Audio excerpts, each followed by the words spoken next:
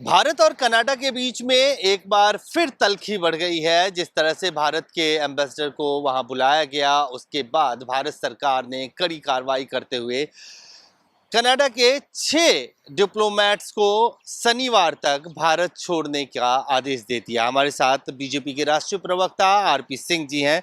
Sir, किस तरह से इस पूरे घटनाक्रम को आप देखते हैं जो कुछ पिछले 24 घंटे में भारत और कनाडा के बीच हुआ है? देखिए, कनाडा सरकार और जस्टिन ट्रूडो इस समय अपनी राजनीति से प्रेरित होकर वो इस प्रकार के काम कर रहे हैं। चुनाव सिर पर है उनके, आने वाले दिनों में चुनाव है।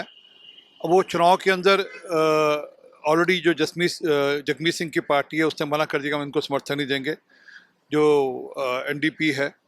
अब उसके चलते हुए इनको लग रहा है कि मैं सिखों को सीधा ही टारगेट करूं, सिखों को सीधा ही अपना वोट बैंक बना कर टारगेट करूं।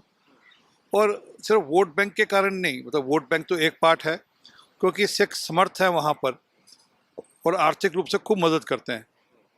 इनको लगता है कि उनकी आर्थिक मदद भी, ये चुनाव लड़ने के लिए आर्थिक मदद भी चाहिए। और ट्रूडो का ग्राफ लगातार नीचे गिर रहा है। ये तो वहाँ के सब सर्वे बता रहे हैं कि ट्रूडो का ग्राफ नीचे गिर रहा है। अब उसको रिकवर करने के लिए, उसके अंदर अपने पॉलिटिकल प्रोसेसेस को ठीक करने के लिए और चुनाव जीतने के लिए ये इस प्रकार के काम कर रहे हैं।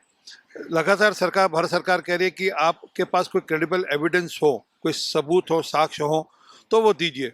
वो ये कहकर कि नहीं नहीं, हमारे पास हमारे हमारे क्रेडिबल एलिगेशन है, हम आरोप है हमारे। आप तो आरोपों के आधार पर तो कोई न्याय होता नहीं, या आरोपों के आधार पर तो कोई पकड़ दकड़ होती नहीं। और जिस प्रकार का उन्होंने मामला किया कि हमारे जो वहाँ पर राजदूत हैं, उनको ये कह दिया कि ये पर्सन ऑफ इंटरेस्ट है वहाँ पर, ताकि इनको आप इम्यूनिटी से बाहर करिए और हम इनके खिलाफ मुकदमा चलाएंगे।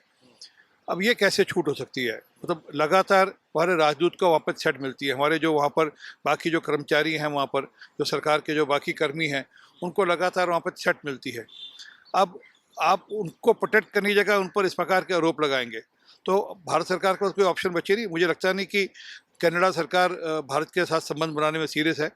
वो वोट बैंक की राजनीति के चलते हुए, चुनाव जीतने के चलते हुए इस प्रकार के सब हरकतें कर रहे हैं। ये ट्रूडो ये भी कहते हैं कि जब वो प्रधानमंत्री से मिले तो उन्होंने क्रेडिबल एलिगेशन या एविडेंस, जो भी आप कह रहे हैं, उन्होंने सारे सबूत शेयर किए निज्जर वाले मामले में। बावजूद इसके ये तक एलिगेशन कनाडा की पुलिस लगा रही है कि बिश्नोई गैंग को सपोर्ट करती है भारत सरकार, जो ऑफशोर में जो उनके टारगेट्स हैं उनको एलिमिनेट करने के लिए। अब इसका कोई सबूत हो तो देना जी, फिर वो क्रेडिबल एलिगेशन की बात करते हैं। कानून या सिस्टम एलिगेशन के आधार पर, आरोपों के आधार पर नहीं चलता। आपको तथ्य पेश करने पड़ते, तथ्य वो पेश करते नहीं। भारत सरकार तो लगातार कह रही है, और अगर आपके पास तथ्य तो आप पब्लिक कर दीजिए, दे दीजिए, पब्लिक डोमेन में ले आइए, परंतु ऐसा कर नहीं पाएंगे, उनके पास क्रेडिबल एविडेंस है नहीं। एक सुनी सुनाई बात पर कि बिश्नोई गैंग, उनको अभी 3 दिन पहले बिश्नोई गैंग का नाम सुना, इसलिए वहाँ पर बिश्नोई गैंग का नाम ले दिया। ये दिखता है कि किस प्रकार की राजनीति हो रही है, सिर्फ अपना वोट बैंक ध्यान में करते हुए, कि उनको लगता है कि मैं किसी ढंग से सिखों को वहाँ पे खुश कर लूँ, और ऐसे सिखों में जो रेडिकल सिख हैं उनको खुश कर लूँ, और जो फंडिंग है वो उनसे हम फंडिंग ले लें, इसलिए इस प्रकार का मामला कर रहे हैं। नहीं तो अन्यथा सबको पता है कि ना उनके पास एविडेंस है, उनके पास कोई सबूत या साक्ष्य है नहीं, और वह जानकर शरारत कर रहे हैं अपने चुनाव के चलते हुए। ये ऑल टाइम लो है इंडो कनाडा रिलेशन का। आगे क्या देखते हैं? नहीं, अब अभी तो मुझे लगता नहीं कि बहुत जल्द कुछ होगा। अभी चीज़ें मुझे लगता है यहाँ से और बिगड़ेंगी। हम तो चाहते हैं कि संबंध अच्छे रहे, और उसका नुकसान सिर्फ रिलेशनशिप पे नहीं, दोनों तरफ जो लोग रहते हैं, जो परिवार रहते हैं, क्योंकि पंजाब के आधे परिवार इधर है, आधे परिवार उधर है, उनके आवागमन में भी असर पड़ेगा। अच्छा होता कि ट्रूडो साहब थोड़ा वोट बैंक की राजनीति को परे करते हुए, और जो एक राजनयिक के नाते से, एक डिप्लोमेट्स के नाते से जो काम होना चाहिए था, उस ढंग से सारे मामले को लेते। आरपी सिंह जी, एक अलग सवाल। पंजाब में आज पंचायत का इलेक्शन हो रहा है। आज सुप्रीम कोर्ट में ये मामला आया था। सुप्रीम कोर्ट, पहले हाई कोर्ट ने रिजेक्ट कर दिया, आज सुप्रीम कोर्ट ने भी रिजेक्ट कर दिया। कुछ चाहते थे कि कुछ भ्रष्टाचार का मामला है, रोक दिया जाए, उसको सुप्रीम कोर्ट ने भी आज रिजेक्ट कर दिया। कि देखिए, लोकतांत्रिक प्रक्रिया एक बार शुरू हो जाए तो उसको रोकना मुश्किल होता है, रादर नामुमकिन नहीं होता है।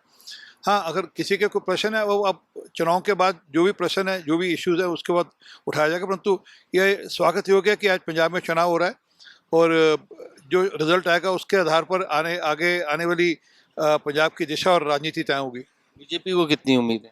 अच्छी उम्मीद है। हम लोग नीचे ज़मीन पे काम कर रहे हैं और नीचे ज़मीन पर आपको दिखेगा कि बीजेपी एक अच्छी फोर्स की तरह इमर्ज होकर निकलेगी। आज एक और चुनाव, केंद्रीय चुनाव आयोग जो है महाराष्ट्र और झारखंड के लिए चुनाव की तारीखों का ऐलान करने जा रहा है। हरियाणा के रिजल्ट के बाद कितना अपबीट है मूड बीजेपी? नहीं, हम तो हर चुनाव में अपबीट रहते हैं। हम हरियाणा में भी अपबीट थे, हम महाराष्ट्र में भी अपबीट हैं, झारखंड में अपबीट हैं। सुनिश्चित दोनों जगह सरकार हम बनाने जा रहे हैं और हमारा कार्यकर्ता पूरी तैयारी के साथ काम कर रहा है और हमारे जो पार्टी के शीर्ष नेतृत्व है वो पूरी दिशा दे रहे हैं। हम चुनाव जीतेंगे। धन्यवाद। आरपी सिंह जी, बीजेपी के राष्ट्रीय प्रवक्ता, साफ तौर से कहते हुए कि चुनाव के अच्छे परिणाम आएंगे। पंचायती चुनाव से भी बीजेपी को पंजाब में काफी उम्मीदें हैं। कैमरामैन फिरोज के साथ अजय झा, दैनिक सवेरा, दिल्ली। ਦੈਨਿਕ ਸਵੇਰਾ ਅਤੇ ਫੋਕਸਵੈਗਨ 18, 19 ਅਤੇ 20 ਅਕਤੂਬਰ ਨੂੰ ਜਲੰਧਰ ਦੇ ਗੁਰੂ ਗੋਬਿੰਦ ਸਿੰਘ ਸਟੇਡੀਅਮ ਵਿੱਚ ਤੁਹਾਡੇ ਲਈ ਲੈ ਆਏ ਨੇ ਆਟੋ ਐਕਸਪੋ 2024, ਜਿਸ ਵਿੱਚ ਤੁਹਾਨੂੰ ਮਿਲਣਗੀਆਂ ਲਗਜ਼ਰੀ ਕਾਰਾਂ, ਬਾਈਕਸ,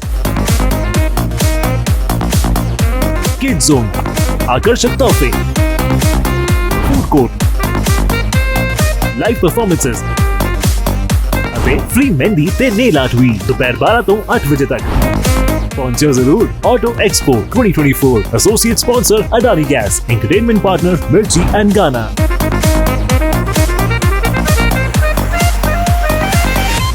देश दुनिया की हर खबर सबसे पहले देखने के लिए फॉलो करें Dainik Savera TV, YouTube, Facebook, Instagram, X और व्हाट्सएप चैनल पर।